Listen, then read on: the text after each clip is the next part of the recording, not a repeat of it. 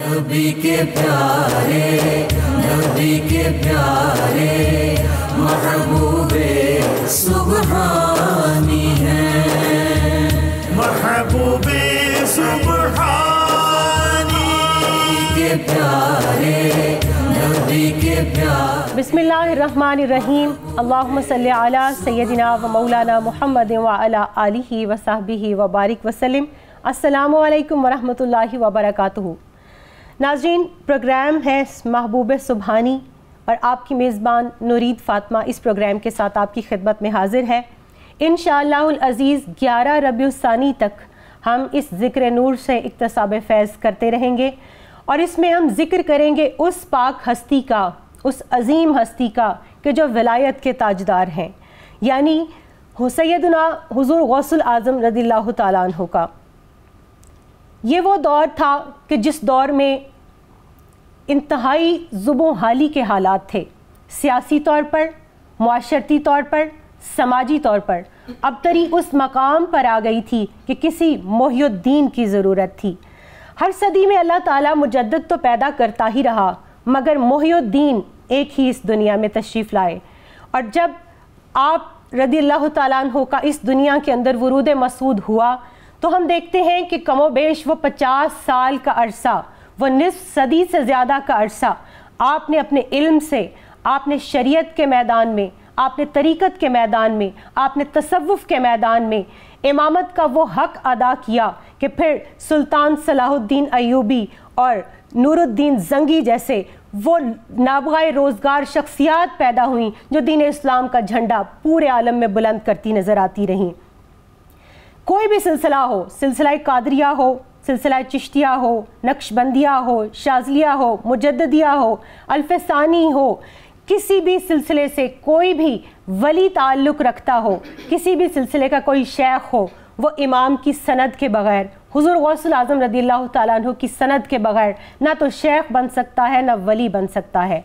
और फिर हम ये देखते हैं कि वो दौर आप गो के हम्बली थे, मगर उस दौर के अंदर जितने भी फ़िक़ही मकातिब फ़िक्र थे, हम्बली थे, उस दौर के अंदर शाफ़ई थे, मालिकी थे, हनफी थे, इन तमाम को भी आपने एक मरकज़ पर जमा किया और इनको मुत्तफ़क़ करके उम्मत को उस वहदत की लड़ी में परो दिया जो न सिर्फ उस वक्त की ज़रूरत थी बल्कि रहती दुनिया तक आपको औलिया का इमाम करार दे दिया गया। आज उन्हीं की शख्सियत से मुतालिक हम गुफ्तगू के इस सेशन का आगाज़ करेंगे। आज हम बात करेंगे उस दौर के सियासी हालात क्या थे, उस दौर के तहज़ीबी तमद्दनी हालात क्या थे, मुआशरे की सूरत हाल क्या थी, दीनी अक़दार किस मकाम तक पहुँच चुकी थी और एक फ़र्द किस सतह पर खड़ा और इंसानियत कैसे उस दौर के अंदर बिलक रही थी। और आपके वालिदैन करीमैन का तज़किरा होगा। इस तज़किरे में मेरे साथ जो शख्सियात शरीक होंगी, पाकिस्तान की इल्मी शख्सियात जिनको मैंने आज मदऊ किया है, मैं आपसे उनका तारुफ़ करा दूं। मेरी पहली मेहमान हैं मोहतरमा उम्मे हबीबा साहिबा। उम्मे हबीबा, आपको खुशामदीद कहूँगी। आपके साथ दूसरी जो शख्सियत तशरीफ़ फरमा है मोहतरमा आयशा मुबशिर साहिबा। आयशा, आपको भी वालेकुम अस्सलाम व रहमतुल्लाह, आपको भी खुशामदीद जी। उम्मे हबीबा, आपसे बात का आगाज़ करना चाहूँगी। जैसे कि मैंने इंट्रो में ज़िक्र किया कि अल्लाह ताला ने आपको वो रूहानी तसर्रुफ़ अता किया था कि आपको आलमगीर शख्सियत बना दिया। और जैसे हम उनके लिए एक लफ्ज़, एक कोनोटेशन यूज़ करते हैं, दस्तगीर, तो इकबाल ने बड़ी खूबसूरत बात की थी कि हाथ है अल्लाह का, बंदाए मोमिन का हाथ, गालिबो कार आफरी, कार कुशा कार साज। जी, हुज़ूर गौसुल आज़म रज़ियल्लाहु ताला अन्हु का तारुफ़। हुज़ूर गौसुल आज़म रहमतुल्लाह अलैह, आपका नाम मुहियुद्दीन था और आप जो है वो 470 हिजरी में पैदा हुए और 561 हिजरी में आपकी वफ़ात हुई और आपने 91 साल उम्र पाई। हुज़ूर सैयदना शेख अब्दुल कादिर जिलानी रहमतुल्लाह अलैह, आपके नाम, आपकी विलायत, आपके कशफ़ व करामात से कौन वाकिफ़ नहीं। आप वो वली थे जो मादरज़ाद वली थे और आप अपनी जो है वो शीर ख़ारगी में भी रमज़ानुल मुबारक के जो है वो रोज़े रखा करते थे, यानी आप दूध नहीं पिया करते थे। सुभान अल्लाह। और आप के बारे में कहा जाता है कि जब आप कहीं तशरीफ़ लेकर जाया करते थे तो फ़रिश्ते आपकी निगरानी पर मामूर हुआ करते थे, आपकी निगरानी और आपकी निगहदारी किया करते थे।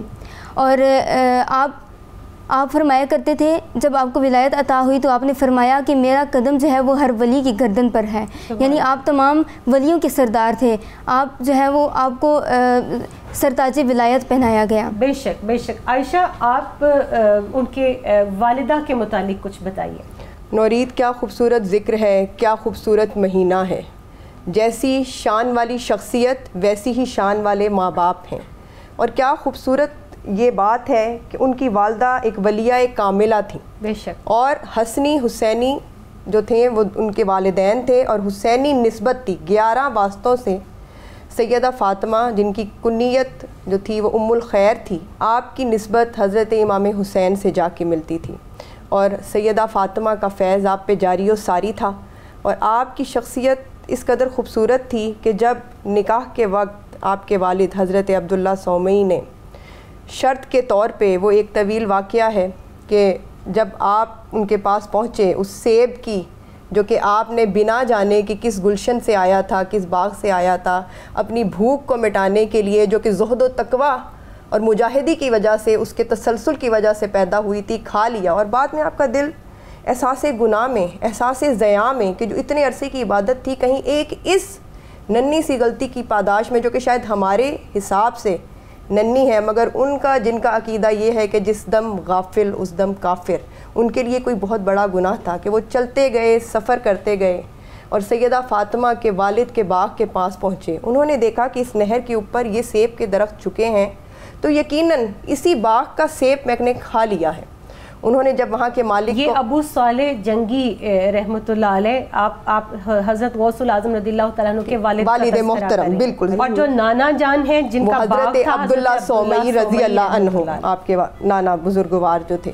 جب آپ ان کے باغ کے پاس پہنچے تو آپ نے پتہ کیا کہ اس باغ کے مالک کون ہیں، تو حضرت عبداللہ سومئی جو کہ اپنے وقت کے ایک انتہائی جلالی اور جید ولی تھے، ان سے آپ کی ملاقات ہوئی۔ آپ نے انہیں کہا کہ میں جو ہے اس کا بے شک کے معاوضہ دے سکتا ہوں، مگر چونکہ میں نے یہ غلطی دانستہ نہیں کی اور میں اپنے جسم کے اندر کوئی معذوری نہیں رکھتا، تو جب معذور نہیں ہوں تو میں اس کی سزا پانے کا حقدار ہوں۔ آپ کے زہد و تقویٰ کی یہ ایک عمدہ مثال تھی۔ تو پھر انہوں نے آپ سے، جب حضرت عبداللہ سومی رضی اللہ عنہ نے یہ دیکھا کہ ایک اتنا جو نوجوان، جب اس نوجوانی کی عمر میں لوگوں کے اندر یہ تقوی پرہیزگاری نہیں ہوتی، جب انہوں نے ان میں وہ تقوی اور وہ پرہیزگاری دیکھی تو وہ حیران رہ گئے، اور انہوں نے یہ جان لیا کہ کوئی عام شخص نہیں ہے۔ انہوں نے ان کے اندر وہ گوہر بار، وہ نور نبوت جو کہ تسلسل سے سفر کر رہا تھا، اس کا فیض دیکھ لیا، اس نور نبوت کا۔ تو انہوں نے انہیں کہا کہ ٹھیک ہے، اب تمہیں تمہارے گناہ کی جو ہے وہ سزا بھگتنی پڑے گی، تمہیں کچھ سالوں کے لیے میرے اس باغ کی نگہبانی کرنی پڑے گی، اس کے درختوں کو پانی سے سینچنا پڑے گا، اس کو آلائشوں سے، جس طرح تم اپنے نفس کو آلائشوں سے پاک کرتے ہو، اس باغ کو بھی جو فضول جڑی بوٹیاں ہیں ان کی آلائشوں سے آپ کو پاک کرنا پڑے گا۔ میں حبیبہ آپ کی طرف آؤں گی۔ اب دیکھیں واقعہ اس جگہ پر آ گیا ہے کہ اب ایک چیز طے ہو گئی ہے کہ آپ نے اس باغ کی نگرانی کرنی ہے، اور یہ جو خطا آپ سے سرزد ہوئی تھی یہ اس کا جو ہے آپ سمجھ لیں کہ یہ اس کی سزا ہے۔ تو وہ کیا پھر انہوں نے قبول کر لی؟ اس کے بعد اگلی شرط کیا؟ پھر جب وہ سزا ختم ہوئی تو شرط کیا تھی؟ ان کے لیے یہ سزا جو ہے وہ کچھ عرصہ تک رکھی گئی، اور کچھ عرصہ کے لیے آپ نے وہ سزا پوری کی، تو پھر آپ کو کہا گیا کہ جب یہ آپ کی سزا پوری ہو جائے گی تو اب ایک شرط ہے وہ آپ نے پوری کرنی ہوگی، اور وہ شرط یہ ہے کہ میری ایک بیٹی ہے جو زبان سے بول نہیں سکتی، کان سے سن نہیں سکتی، آنکھ سے دیکھ نہیں سکتی، ہاتھ سے کام نہیں کر سکتی اور پاؤں سے چل نہیں سکتی، سبحان اللہ۔ آپ نے میری اس بیٹی سے نکاح کرنا ہے۔ آپ کے لیے یہ شرط رکھ دی گئی، آپ نے اس سزا کو ختم کرنے کے لیے، اس سزا کو بھگتنے کے لیے یہ شرط جو ہے وہ بھی مان لی، اور پھر ایسا ہی ہوا کہ پھر آپ کا ان کی بیٹی سے نکاح ہو گیا، اور حضرت فاطمہ ام الخیر رحمۃ اللہ علیہ سے نکاح ہو گیا۔ اور پھر یہاں پر میں جو ہے نا یہ تذکرہ ان کی پاکیزگی کا بھی ہوگا کہ ان کی جو امی جان تھی، یعنی حضور غوث پاک کی جو امی جان تھیں ام الخیر فاطمہ رضی اللہ تعالیٰ عنہ، یعنی ان کی پاکیزگی کیا تھی کہ جب ان کا نکاح ہو گیا اور جب آپ حضور غوث پاک کے والد گرامی نے انہیں دیکھا پہلی دفعہ، تو انہوں نے یہ محسوس کیا کہ شاید میں کہیں غلط جگہ آ گیا ہوں، کیونکہ وہ تو نابینا بھی نہیں ہے، کیونکہ وہ نہ نابینا تھی، نہ وہ کانوں سے معذور تھی، نہ وہ زبان سے معذور تھی، نہ وہ ہاتھوں اور پاؤں سے معذور تھیں۔ تو آپ دوبارہ واپس چلے گئے، اور آپ نے انہی سے جو بزرگ تھے ان سے آپ نے تذکرہ جا کر کیا کہ مجھے لگتا ہے کہ شاید میں غلط جگہ پر چلا گیا ہوں، تو انہوں نے پھر آپ کو یہ بات بتائی کہ نہیں ایسا نہیں ہے، میرا کہنے کا مطلب یہ تھا کہ میری بیٹی نے آج تک نہ کسی غیر محرم کو ان آنکھوں سے دیکھا ہے، نہ کسی غیر محرم کی آواز ان کانوں سے سنی ہے، اور نہ ہی کسی غیر محرم کے ساتھ اس زبان سے تکلم کیا ہے، اور نہ ہی کسی غیر محرم کی طرف یا گناہ کی طرف اپنا قدم یا اپنا ہاتھ بڑھایا ہے۔ سبحان اللہ۔ تو یہ حضرت اس لیے ہم ان کو جو ہے وہ روایات میں جو لفظ ان کے لیے استعمال کیے گئے کہ وہ روحانی طور پر تھے، روحانی طور پر گونگی بھی ہیں، وہ بہری بھی ہیں، وہ لنگڑی بھی ہیں، چل نہیں سکتی ہیں۔ تو یہ استعارہ استعمال کیا گیا تھا ان کے لیے، وہ یہ ان کی روحانی نسبت کی، روحانی ان کے جو مقام تھا اس کی طرف اشارہ کیا گیا تھا۔ اور یہ یہاں سے ہم حضور غوث پاک کی والدہ کی پاکیزگی کا اندازہ لگا سکتے ہیں، اور آج کی خواتین کے لیے یہ مشعل راہ ہے یہ بات۔ اور یہ حسینی سید تھیں بالکل، اور آپ نجیب الطرفین سید تھے۔ آپ نجیب الطرفین سید تھے۔ نجیب الطرفین سید مطلب یہ کہ آپ کے جو والد گرامی تھے آپ ان کی طرف سے حسنی سید تھے، اور آپ اپنی والدہ ماجدہ کی طرف سے حسینی سید تھے۔ سبحان اللہ، بہت خوب۔ اچھا عائشہ، آپ مجھے یہ بتائیے کہ رسول اللہ صلی اللہ علیہ وآلہ وسلم کی نبوت کا فیض جیسے آپ بات کر رہی تھی کہ چلتا آیا، اور مقام ولایت کے جو تاجدار اور امام ہیں ان کو چنا جا رہا تھا، تو جیسے ہم بات کر رہے ہیں کہ نجیب الطرفین سید والدین کہ دونوں کی طرف سے ولایت جو ہے گھٹی میں ملی، مادرزاد ولی تھے۔ بالکل، مادرزاد ولی تھے۔ اور اتنی خوبصورت یہ بات ہے کہ جب آپ کی پیدائش یکم رمضان المبارک کو ہوئی تو آپ کی والدہ کو کافی یہ پریشانی دیکھنی پڑی کہ آپ نے سارا دن جو ہے شیر مادر جو ہے وہ نوش جان نہیں کی، طلوع فجر سے مغرب تک، یعنی اور روزے جب کے مغرب دوران کی اذان ہوئی تو پھر آپ نے شیر مادر جو ہے وہ نوش جان کیا، اور یہی سلسلہ تمام رمضان المبارک چلتا رہا، حتیٰ کہ جب 29 رمضان المبارک اور یہ شہرہ جو تھا اس علاقے میں پھیل گیا۔ آپ کی پیدائش بغداد کے شہر گیلان میں ہوئی تھی، تو اس علاقے میں یہ شہرہ پھیل گیا کہ اس وقت سادات کے خاندان میں ایک ایسا جو ہے وہ ولی بچہ پیدا ہوا ہے، اس کی پیدائش ہوئی ہے کہ جو روزہ رکھتا ہے اور شیر مادر جو ہے وہ نہیں پیتا۔ تو جب 29 رمضان المبارک آیا اور لوگوں کو چاند نظر نہیں آیا، اور وہ اس پریشانی میں مبتلا ہوئے کہ آیا کہ عید 29 کی ہوگی یا 30 کی ہوگی، تو انہوں نے کہا کہ چلیں اور ابو موسیٰ کے گھر سے جا کے پتہ کرتے ہیں کہ آج ان کے بیٹے نے شیر مادر جو ہے وہ پیا ہے یا نہیں پیا۔ تو جب وہاں گئے تو وہاں سے آپ کی والدہ جو کہ اس وقت 60 کے سن میں تھیں، انہوں نے یہ بتایا کہ آج جو ہے وہ میرے بیٹے نے میرا دودھ نہیں پیا۔ تو اس سے انہوں نے جانا کہ 29 آج روزہ ہی ہوگا اور کل جو ہے وہ عید ہوگی۔ گویا آپ خود بھی یہ ذکر کرتے ہیں کہ میں مادر ذات ولی ہوں، میرا گہوارے میں روزہ رکھنا مشہور ہے۔ یہ سیدنا غوث اعظم تاج العارفین شمس السالکین کے اپنے الفاظ ہیں کہ وہ اپنی اس کرامت کا خود ذکر کرتے ہیں۔ تو ہمارے جو ہیں ایک بہت اسی دور کے ایک ولی تھے، انہوں نے ایک دفعہ ذکر کیا کہ کم مجاہدے اور کم ریاضتیں ہماری بھی نہیں ہیں، مگر عبد القادر کے پاس وہ چیز ہے جو ہمارے پاس نہیں ہے۔ سبحان اللہ۔ ان کے جو مریدین تھے، جو ان کے عاشقین تھے، انہوں نے پوچھا کہ کیا ایسی چیز ہے جو عبد القادر جیلانی رضی اللہ تعالیٰ عنہ کے پاس ہے اور آپ کے پاس نہیں ہے؟ انہوں نے کہا کہ ان کی نسبت اس سبز مرکز سے ہے، بلا واسطہ نسبت اس سبز مرکز سے ہے جہاں سے کل کائنات کو فیض تقسیم کیا جاتا ہے، کہ وہ حسنی حسینی ان کے سید ہونے پہ، ان کے نجیب الطرفین ہونے پہ یہ ان کا جملہ دلالت کرتا تھا۔ جی بالکل عائشہ، بہت خوبصورت اشعار سلسلہ نقش بند کے موجد و پیشوا حضرت شیخ بہاؤالدین نقش بند رحمۃ اللہ علیہ حضور غوث اعظم رضی اللہ تعالیٰ عنہ کی شان میں ارشاد فرماتے ہیں، کہتے ہیں بادشاہ ہر دو عالم شاہ عبد القادر است، سرور اولاد آدم شاہ عبد القادر است، آفتاب و ماہتاب و عرش و کرسی و قلم، آفتاب و ماہتاب و عرش و کرسی و قلم، نور قلبز نور اعظم شاہ عبد القادر است۔ ذکر ہے شاہ عبد القادر رضی اللہ تعالیٰ عنہ کا۔ یہاں ہمیں رکنا ہے ایک بریک کے لیے، ہمارے ساتھ رہیے گا۔ نبی کے پیارے، نبی کے پیارے محبوب سبحانی ہیں، محبوب سبحانی के प्यारे, नबी के प्यारे महबूबे सुबहानी हैं, महबूबे सुबहानी, नबी के प्यारे। वेलकम बैक नाज़रीन, ब्रेक के बाद एक मरतबा फिर प्रोग्राम महबूब सुबहानी में आपको खुशामदीद। तज़किरा है कुतुब आलम गौस समदानी हुज़ूर गौसुल आज़म रज़ियल्लाहु ताला अन्हु का, जिनके बारे में बिलाशुबा ये कहा जा सकता है कि गौस आज़म दरमियाने औलिया, गौस आज़म दरमियाने औलिया चूँ मोहम्मद दरमियाने अम्बिया सल्लल्लाहु अलैहि वसल्लम, कि जैसे रसूलुल्लाह सल्लल्लाहु अलैहि वसल्लम तमाम अम्बिया के इमाम और सरदार हैं, इसी तरह गौसुल आज़म रज़ियल्लाहु ताला अन्हु तमाम औलिया के इमाम और पेशवा हैं। जी आयशा, हम ब्रेक पर जाने से पहले तज़किरा कर रहे थे हुज़ूर गौसुल आज़म सरकार रज़ियल्लाहु ताला अन्हु उम्मे हबीबा के उनके सिलसिला तरीक़त के हवाले से, उसके बारे में हमें बताइए। उनका सिलसिला तरीक़त नूरीद बाजी जो है वो सिलसिला कादरिया था, और आपको जो ख़िरका मिला था वो आपके शेख अबू सईद अल मुबारक मखज़ूमी से मिला था, और आपने उसके बाद जो है वो तमाम मसालिक को आपने लेकर चले। आपका जो मकतबा फ़िक्र था वो हम्बली था शायद? जी, उनका मकतबा फ़िक्र जो है वो हम्बली था, और लेकिन आपने तमाम मसालिक को इकट्ठा किया, शाफ़ी, हम्बली और बाकी जितने भी मसालिक थे आपने सबको इकट्ठा किया अपने दौर में, और आपने उनकी फ़िकी तालीमात को भी यकजा किया और उनकी तालीमात जो हैं वो लोगों तक पहुँचाई। बहुत खूब।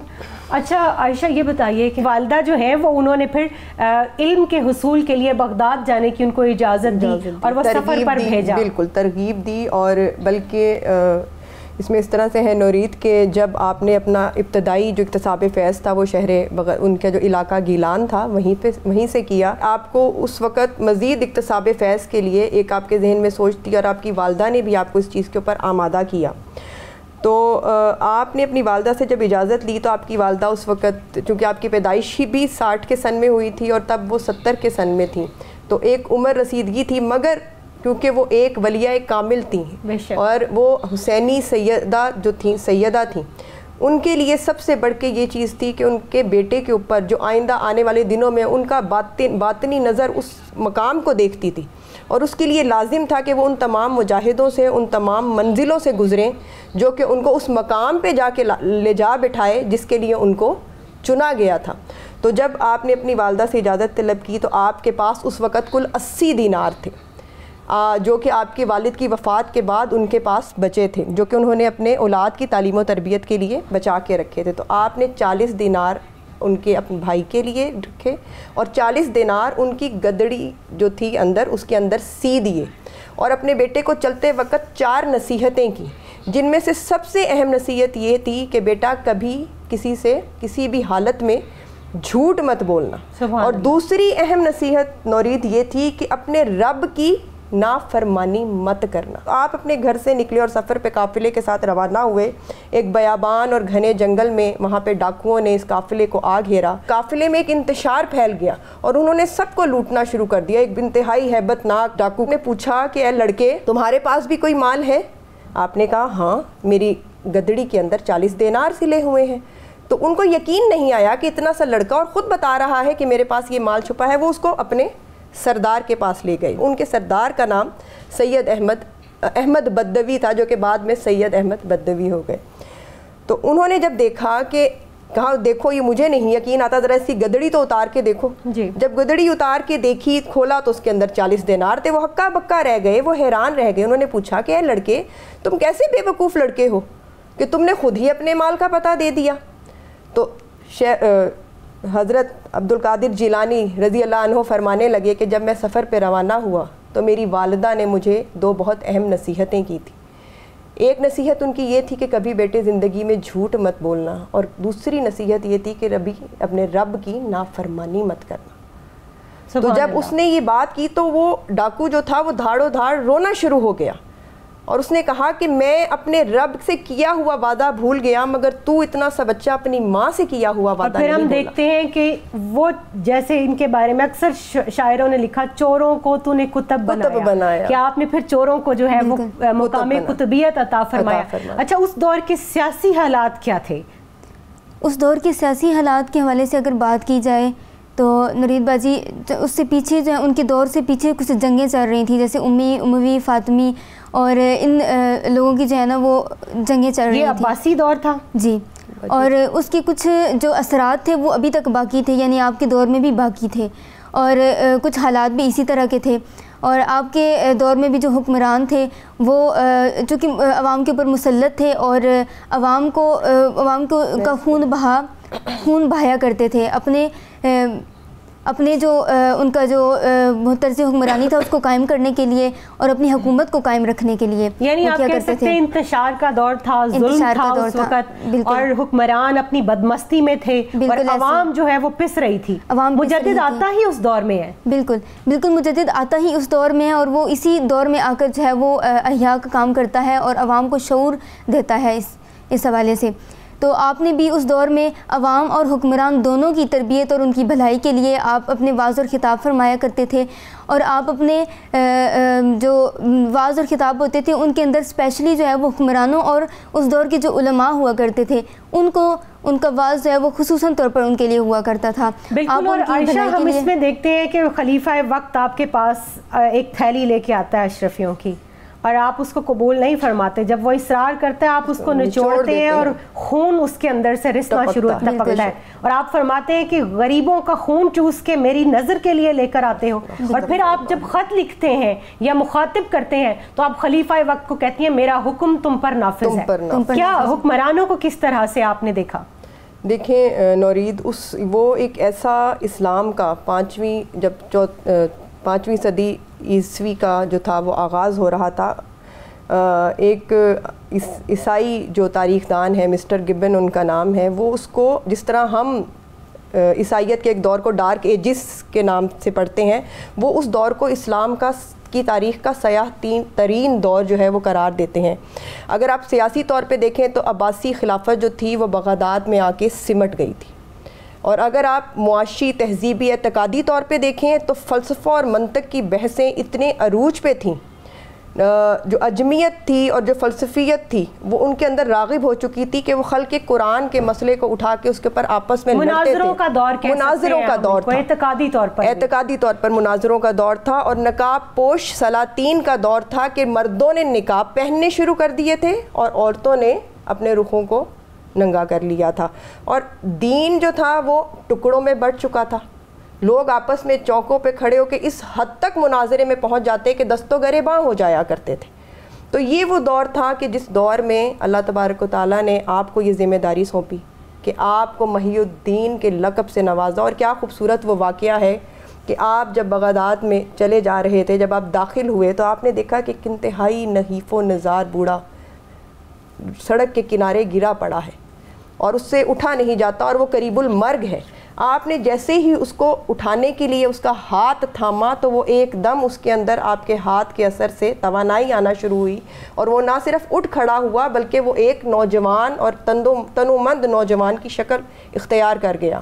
آپ بے حد حیرت زدہ ہوئے اور پوچھنے لگے کہ یہ کیا ماجرا ہے، یہ کیا حالت ہے. تو اس نے کہا کہ اے عبد القادر، حیران مت ہو، تم محی الدین ہو اور میں تمہارے نانا کا دین ہوں، جسے اس دور کے مناقشروں نے جو ہے پارا پارا کر دیا تھا، کمزور کر دیا تھا، اور تم مجھے اثر نو زندہ کرنے والے ہو. اسی لیے آپ کا دین بھی کہا جاتا ہے کہ دین کو زندہ کرنے والے ہو. کہ جب آپ وہاں سے سفر کر کے اگلی مسجد میں پہنچے تو لوگ وہاں کھڑے پکارنے لگے کہ آؤ محی الدین، آؤ محی الدین. یعنی کہ رب تعالیٰ جب کسی کو کسی لقب سے نواز دیتا ہے تو اس ٹائٹل کو کسی سلطان کی طرف سے، کسی حکومت کے کارندے کی طرف سے جاری ہونے کی ضرورت نہیں، رب خود قلوب پہ جاری کر دیتا ہے. سبحان اللہ. کہ آپ جیسے جیسے آگے بڑھتے گئے لوگ آپ کو محی الدین کے نام سے پکارتے گئے. اور پھر ہم دیکھتے ہیں ام حبیبہ کہ اس وقت میں جو اعتقادی طور پر آپ نے امت کو ایک وحدت کی لڑی میں پرویا، کیا ہم دیکھتے ہیں کہ آج کے دور کے اندر اس کی ضرورت ہے دوبارہ سے؟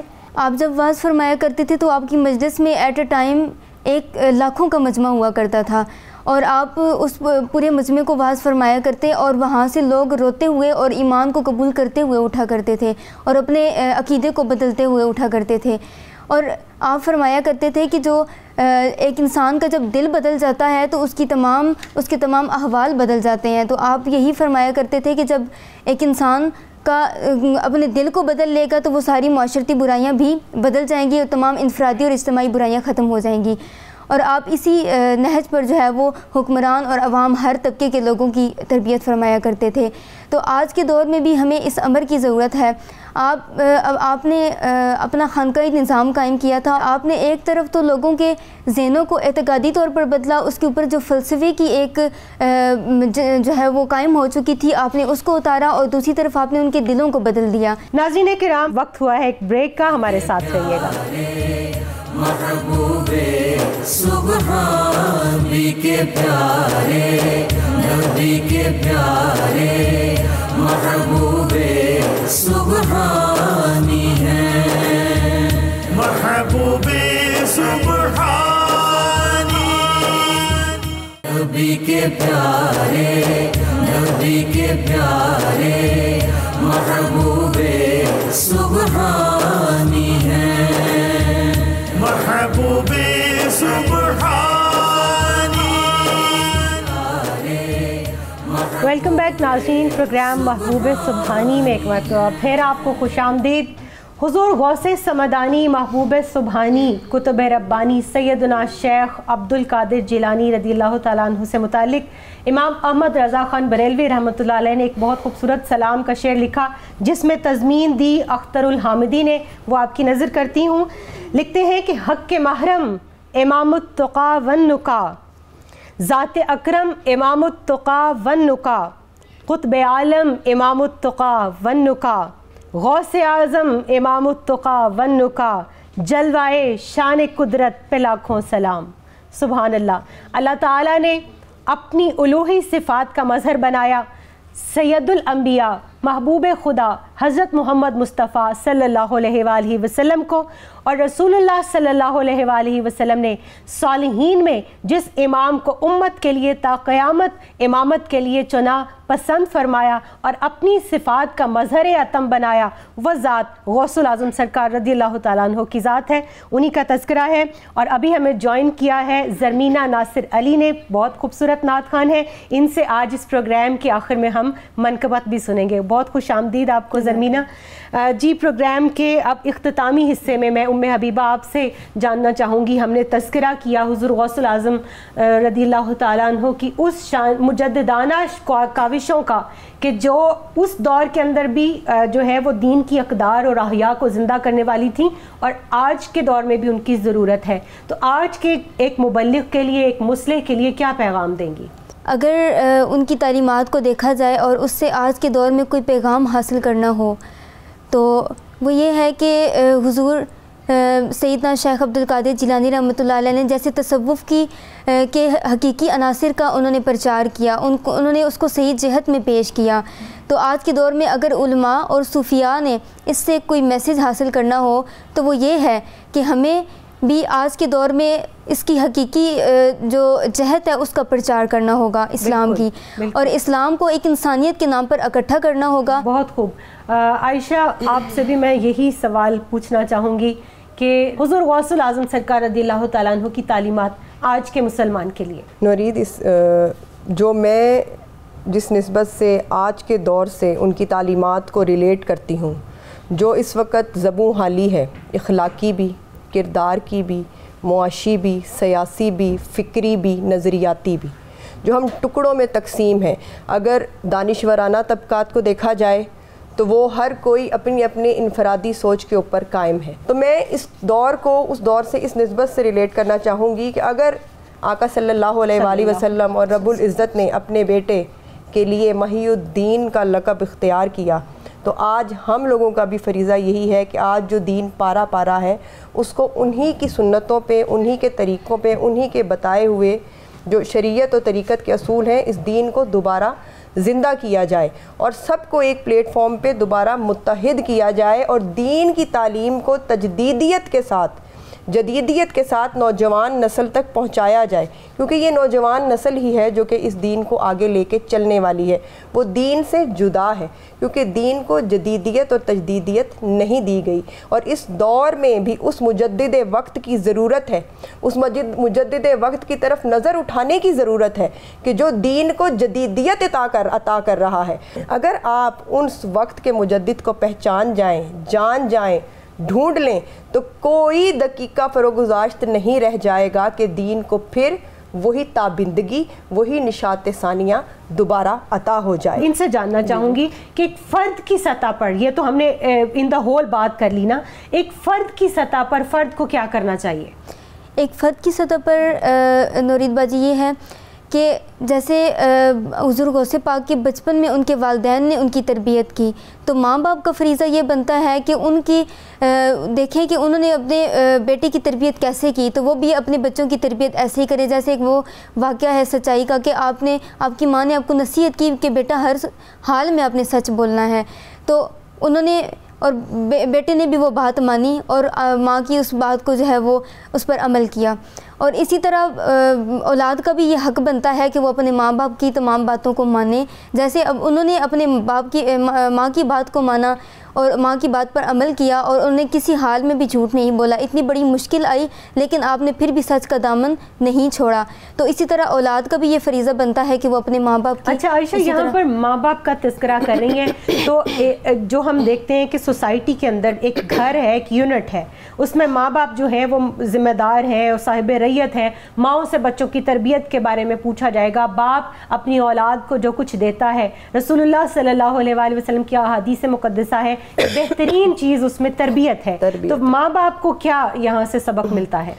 ماں باپ کو یہاں سے یہی سبق ملتا ہے آپ کے والدین کریمین کی زندگی سے کہ آپ نے اپنی اولاد کے لیے تربیت اور علم سب سے افضل جانا۔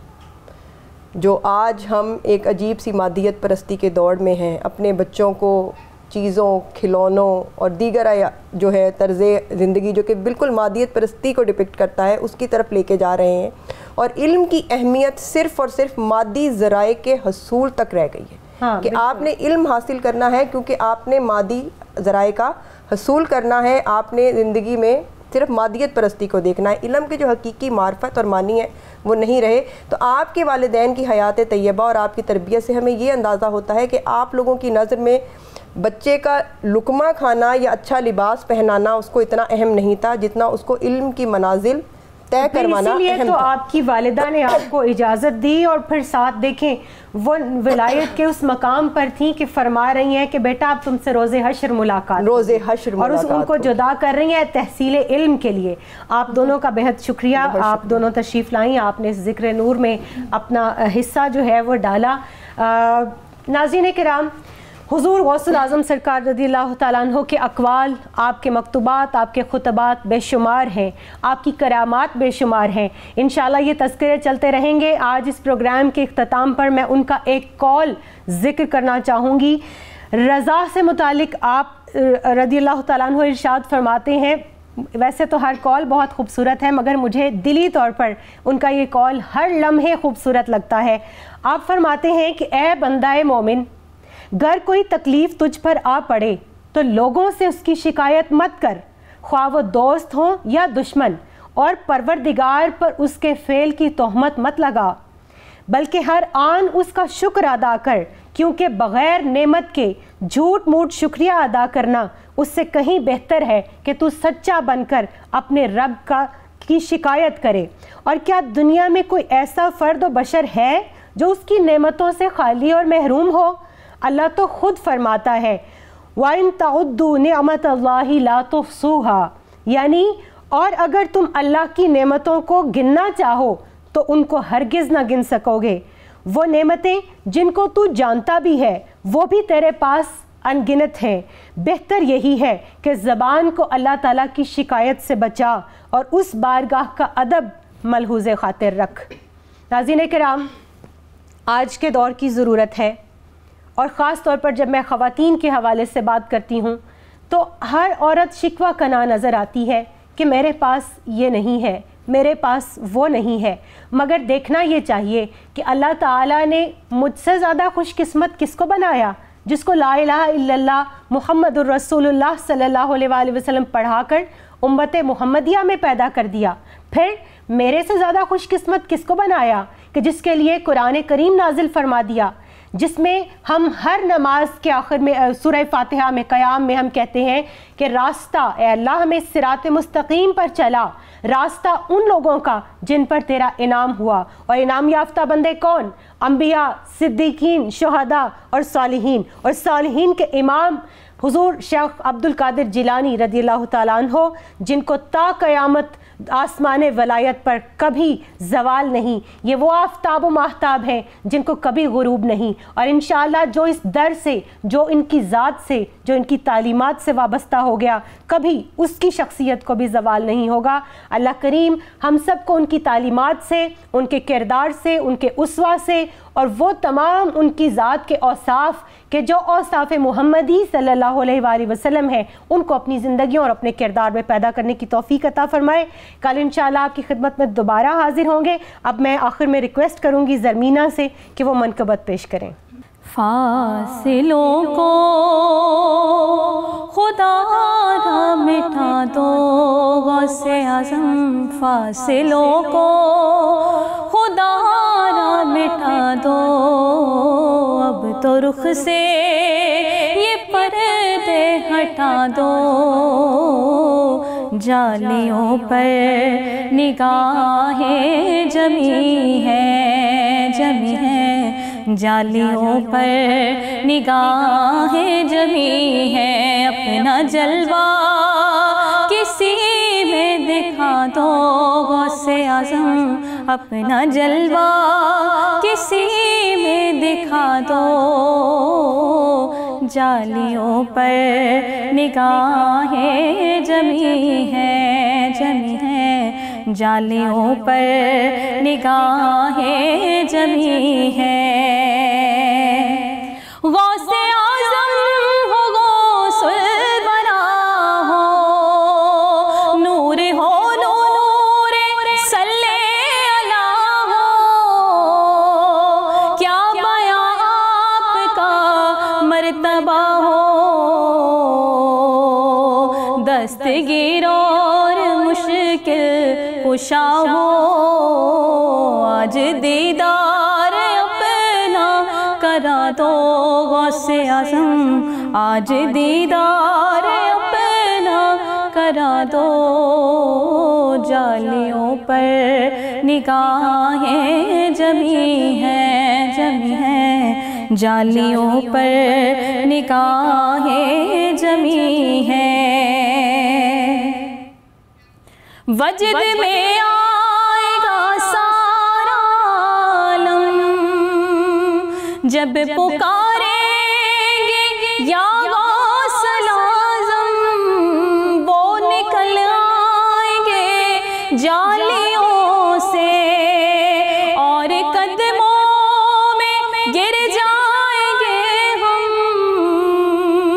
پھر کہیں گے کہ بگڑی بنا دو غوث اعظم، پھر کہیں گے کہ بگڑی بنا دو، جالیوں پر نگاہیں جمی ہیں، اب تو رخ سے یہ پردے ہٹا دو شاہ جلا، اب تو رخ سے یہ پردے ہٹا دو، جالیوں پر نگاہیں جمی ہیں، اور سن رہے ہیں وہ فریاد میری، خاک ہوگی نہ برباد میری،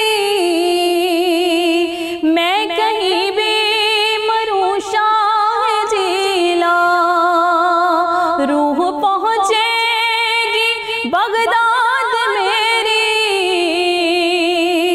مجھ کو پرواز کے پر لگا دو شاہ جلا، مجھ کو پرواز کے پر پر لگا دو شاہ جلا، جالیوں پر نگاہیں جمی ہیں، جمی ہیں، جالیوں پر نگاہیں جمی ہیں۔ ایک مجرم سیاکار ہوں میں، ہر خطا کا سزاوار ہوں میں، میرے چاروں طرف ہے اندھیرا، روشنی کا طلبگار ہوں میں، ایک دیا ہی سمجھ کے جلا دو غوث اعظم، ایک دیا ہی سمجھ کے جلا دو شاہ جلا، جالیوں پر نگاہیں جمی ہیں۔ اپنا جلوہ کسی میں دکھا دو، فاصلوں کو خدا را مٹا دو، جالیوں پر نگاہیں جمی ہیں۔ رخ سے پردہ اب اپنے ہٹا دو غوث اعظم، نبی کے پیارے